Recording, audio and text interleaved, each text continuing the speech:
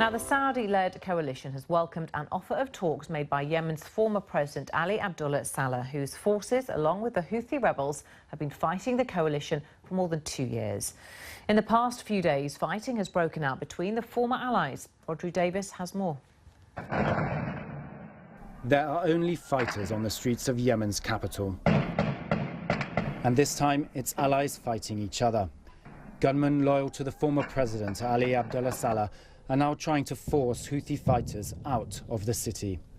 The beauty of ancient Sana'a is again scarred by explosions and bullets.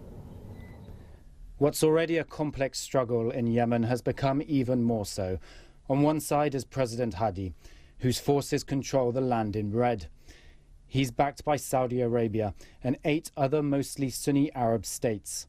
Opposing them are Shia Houthi rebels. Backed by Iran, they built an alliance with former President Saleh. Though this alliance appears to be breaking down, with Mr. Saleh's forces now fighting the Houthis and hinting they could even do a deal with Saudi Arabia. The alliance between the Houthis and Saleh will not end. Yes, it's very tense right now in Sana'a, but the alliance will continue. But the only change that will happen is that Saleh right now is more influential, more powerful, and has the power to announce the initiative to end the Yemeni war. A critical humanitarian situation remains. The conflict has killed more than 10,000 people, displaced over 2 million, and triggered a cholera epidemic. The latest violence adds only further pressure. We are currently receiving more requests for medical supplies from 2 main hospitals that are actually regularly supported by the International Red Cross in Yemen, and namely Al-Jumhuri and Al-Thawra. And my colleagues now on the ground, they are doing their utmost best in order to meet the needs, in order also to help the wounded because of the current clashes. Yemenis want the country's almost 3 years of war to come to an end.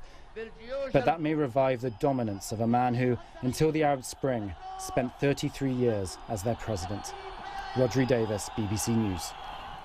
Well, we can talk now to Yemeni journalist Afrah Nasser. She joins us from Sweden. And warm welcome to you. Thanks very much for being with us here on BBC News. How significant is this offer to talk by Ali Abdullah Saleh? This is absolutely a defining moment, not only on the course of the Yemen war, but also on the course of the post-Yemen's 2011 uprising period, in my opinion.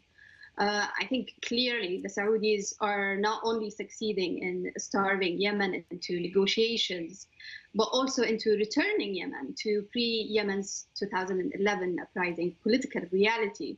And I think we're facing the lesser of 2 evils situation. Now it's whether, Ali Abdullah Saleh, who's also his hands are full of blood as well, is supposed to be like the rescuer for Yemen, rescuing Yemen from being, the world's largest humanitarian crisis. Over the course of I think the past 6 months, he has been going on TV, on public speeches, really reflecting and expressing his concerns and worried about the humanitarian situation in the country. So I think that was really what triggered him to propose negotiations, and in many eyes that he is now like a hero. So what needs to happen now for this outreach, this reaching out to bring an end to the war? In my opinion, we're seeing, the death of the coalition between Saleh and Houthis, and now there is the emergence of coalition between Saleh and the Saudis. So it's up to them. I think the ball is in their yard now, and it's up to them to decide how the trajectory of the coming days or even hours, because as we speak now, there are major developments happening within few hours. So it remains to be seen, but definitely the final say would be in the other side, which is the Saudis and the Hadi government and Ali Abdullah Saleh. And how do you feel now that the man whose rule that you opposed during the Yemeni uprising in 2011, a man who you've said has got blood on his hands, now that he's becoming a peacemaker? I think you know the murders, the blood and the sacrifices of all my my generation who took the street in 2011. I think it's all gone in a waste.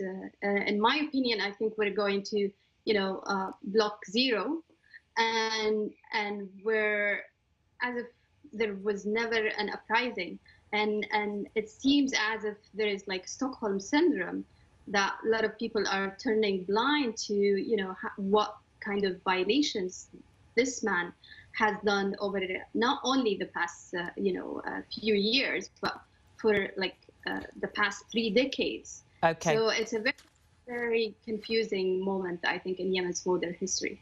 I understand. Thank you very much for sharing your thoughts with Afrah Nasser. Thank you.